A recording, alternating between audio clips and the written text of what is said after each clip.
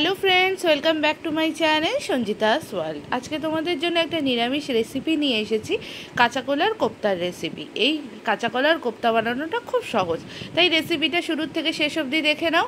এখানে দেখো বন্ধুরা, আমি দুটো কাঁচা কলা সেদ্ধ করে নিয়েছি আর দুটো ছোট সাইজের আলুও সেদ্ধ করে নিয়েছি।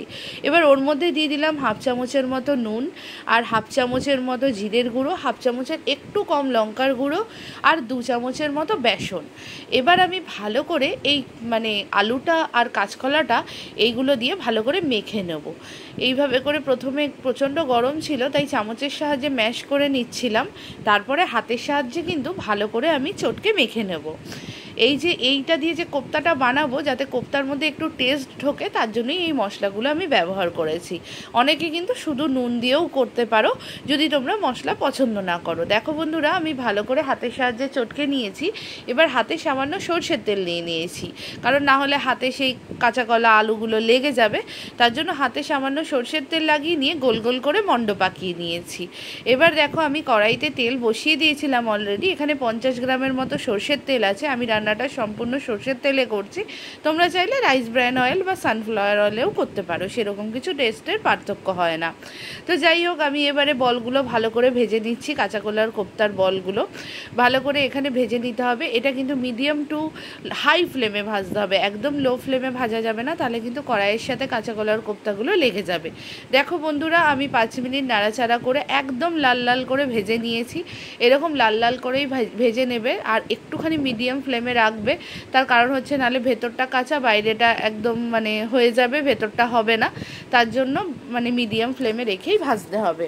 দেখো কি সুন্দর লাল লাল কালার এসেছে। এটা কিন্তু দেখতে যতটা ভালো লাগছে না, খেতেও তার থেকে বেশি টেস্টি হয়েছিল। কালকে আমাদের নিরামিষ ডে ছিল, তার জন্য আমরা কালকে এটা প্রিপেয়ার করেছিলাম। যাই হোক বন্ধুরা, আমার তো কাঁচা কলার কোপ্তার যে বলগুলো, সেগুলো ভাজা হয়ে গেছে। এবার ওই তেলের মধ্যেই আমি সামান্য পরিমাণে সাদা জিরে ফোড়ন দিলাম, ওই ধরো হাফ চামচের মতো। আর এখানে 3টে মিডিয়াম সাইজের পেঁয়াজকে আমি একদম কুচি করে নিয়েছিলাম। সেই কুচি করা পেঁয়াজগুলো তেলের মধ্যে দিয়ে ভালো করে খুন্তির সাহায্যে নেড়ে চেড়ে নিচ্ছি। আমরা ততক্ষণ ভেজে নেব যতক্ষণ না টমেটোর কাঁচা ভাবটা কাটবে আর টমেটোটা অনেকটা স্মুথ নরম হয়ে যাবে।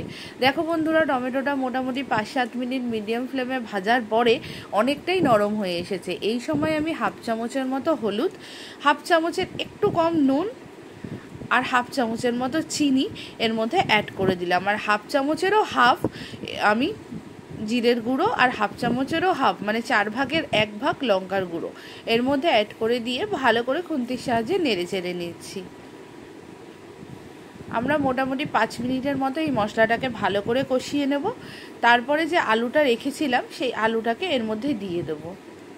এই আলুটা যেহেতু সেদ্ধ করাই আলু, আমি যখন কাঁচকলা আলু সেদ্ধ করেছিলাম, তখন আমি আরও 2-3টে আলু এক্সট্রা সেদ্ধ করে নিয়েছিলাম। তোমরা চাইলে কিন্তু ভাজা আলুও দিতে পারো, কিন্তু আমি এখানে সেদ্ধ করা আলুগুলোকেই 4 ভাগ করে নিয়েছি, আর সেটাকেই ওই মশলার সাথে ভালো করে কষিয়ে নিচ্ছি। যেহেতু সেদ্ধ করা আলু, সেহেতু ফোটার বেশি দরকার নেই, অলরেডি সেদ্ধ হয়ে রয়েছে। তার জন্য আমি মশলার সাথে ভালো করে 5 মিনিটের মতো কষিয়ে নিয়ে এবার একটু ঈষদুষ্ণ করে রাখা গরম জল এর মধ্যে অ্যাড করে দিলাম।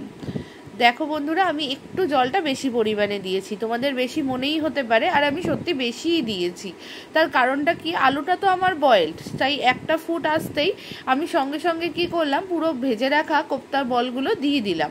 তার কারণ হচ্ছে, এই যে ধরো ছানার কোপ্তা বলো, কাঁচকলার কোপ্তা বলো, এরা কিন্তু ঝোলটা প্রচুর পরিমাণে শুষে নেয়। তোমরা যদি এখন একটু বেশি পরিমাণে জল না দাও, পরে কিন্তু একদম ড্রাই হয়ে যাবে। তার জন্য আমি একটু বেশি পরিমাণে জল দিয়েছি, যাতে একদম ড্রাই না হয়ে যায়। এই দেখো বন্ধুরা, গল্প করতে করতে আমার রান্না শেষ। আমি একটা বাটির মধ্যে ঢেলেও নিয়েছি। তোমাদের কেমন লাগলো জানিও। আর দেখো ঝোলটা কতটা কমে গেছে। আর যদি ভালো লাগে ভিডিওটা লাইক করো, চ্যানেলটা সাবস্ক্রাইব করো।